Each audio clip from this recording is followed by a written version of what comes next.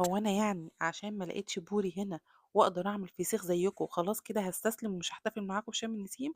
والله أبدًا، أنا جبت النهارده السردين وعملت السردين يا جماعة تحفة جدًا، زبدة ودايب وملحه مضبوط وحلو جدًا، جدًا.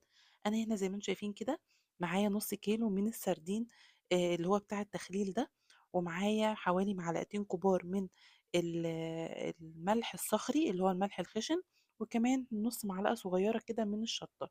خلاص، أول حاجة غسلت السردين بتاعي وبدأت إن أنا أنشفه من أي دم فيه بالشكل اللي أنتم شايفينه ده، بامسك مناديل وباضغط على الراس بتاعته كويس، أصفي منها أي مَيّة وأي دم بالشكل اللي أنتم شايفينه ده، كل الكمية اللي معايا باعملها بنفس الطريقة. باجيب معايا بقى علبة على قد السردين اللي أنا هاعمله وباحط فيها كيس بالشكل ده. حطيت فيها كيس تلاجة على قد العلبة كده، وبدأت إن أنا أفرده كويس فيها، وجبت هنا الملح مع الشطة وقلبتهم مع بعض كويس جدًا. خلاص، ده كده التمليحة اللي هنعمل بيها السردين بتاعي. حطيت طبقة كده من الملح، وبعد كده حطيت عليها طبقة من السردين، وهاخد كمان عليها طبقة من الملح كمان. باحط بقى كده طبقات السمك عكس بعض زي ما أنتم شايفين كده، الديل عند الراس والعكس، كل الطبقات زي بعضها، وبعد كده بابدأ إن أنا بين كل طبقة والتانية باحط طبقة من الملح والشطة اللي أنا مقلباهم على بعض. الطبقة الأخيرة بقى باحط عليها باقي كمية الشطة والملح اللي أنا عاملاهم كلهم كده بالشكل ده. وبعد كده بازوّد عليهم حوالي نُص كوباية من الزيت، الزيت النباتي يُفضّل يكون زيت نوعه نضيف عشان تدّيكِ نتيجة حلوة. وبعد كده باوزّع الزيت عليها بالشكل ده، وبامسك الكيس وأقفّله عليه كويس جدًا بحيث إن ما يدخلّوش أي هوا نهائي، أنا عايزاه يكون يعني الكيس متفضّي من كل الهوا، شايفين؟ أنا باعصر الكيس أوي وأطلّع كل الهوا اللي فيه بالشكل ده. واقفله بقى كويس جدًا، وبعد كده باغطّيه وباسيبه في المطبخ على أي رف في المطبخ أو على المطبخ كده في أي مكان يكون ما يوصلوش بس هوا، باسيبه لمدة 5 أيام وبعد كده بافتح عليه.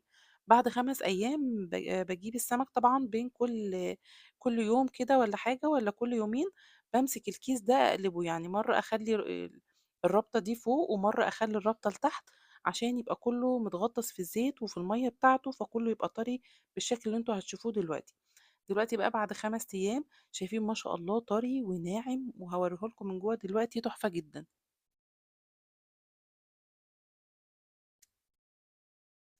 أهم حاجة بقى بعد ما بيستوي بعد مرحلة ال5 أيام دول باطلّعه باصفّيه خالص من المَيّة والملح ده.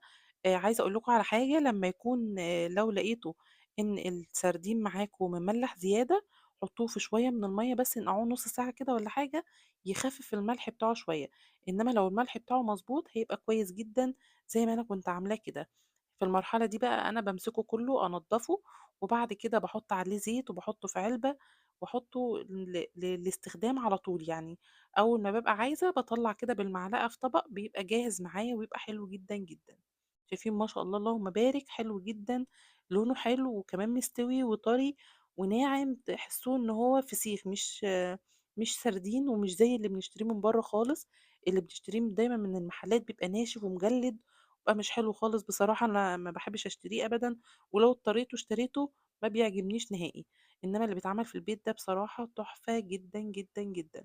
نضّفت بقى كل الكمية اللي معايا، وبعد كده حطيت عليهم شوية من الزيت وشرايح من الليمون مع عصرة ليمون كده، وبألف هنا. جربوه بالطريقة دي هيعجبكم جدًا، خلّوه عندكم دايمًا للناس اللي بتحب الحاجات الحادقة. باي باي.